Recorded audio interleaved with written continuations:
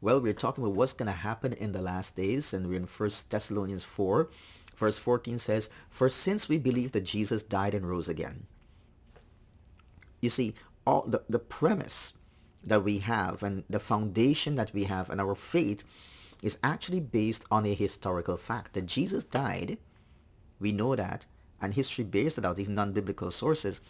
And we also have evidence that he rose again. He appeared to the disciples. He appeared to 500 at once. So that's quite well documented. And I guess the greatest evidence to the resurrection of Jesus is that the church exists today.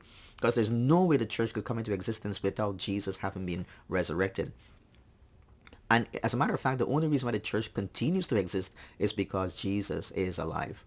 He says, since we believe that Jesus died and rose again, even so, through Jesus, God will bring with him, with Jesus, those who have fallen asleep. Again, Paul uses this euphemism of falling asleep in reference to death for the believer, because death is not a time and a place of horror and punishment and torment for the believer in Jesus Christ. He says, but God is going to bring that person.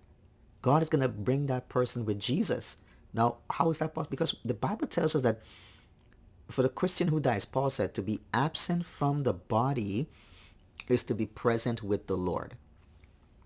That when I die, and he says, I would prefer to actually die, leave you, and go and be with the Lord. But for your sake, it's better that I stay here, I remain here, and I'm with you so I can minister to you. But he had said in that statement, to be absent from the body is to be present with the Lord.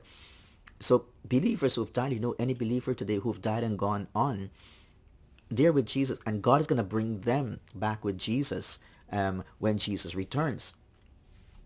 And he goes on, for this we declare to you by a word from the Lord.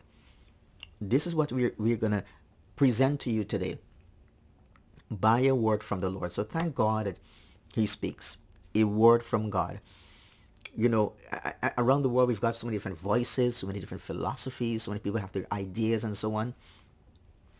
But I love when God speaks. And when God speaks, that is the truth. His word is true.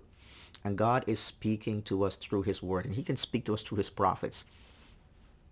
He says, I declare to you by a word from the Lord that we who are alive, the Christians, who are left until the coming of the Lord, let's say we haven't died, we haven't gone on, fallen asleep, as he said, and to be with the Lord. He says, we who are left until the coming of the Lord will not precede those who have fallen asleep. We're not going to go before them. We're not going to prevent them from being with him. We are not going to take priority over them.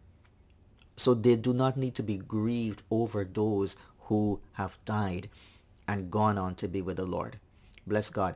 We are not going to precede them, and we're going to continue this tomorrow.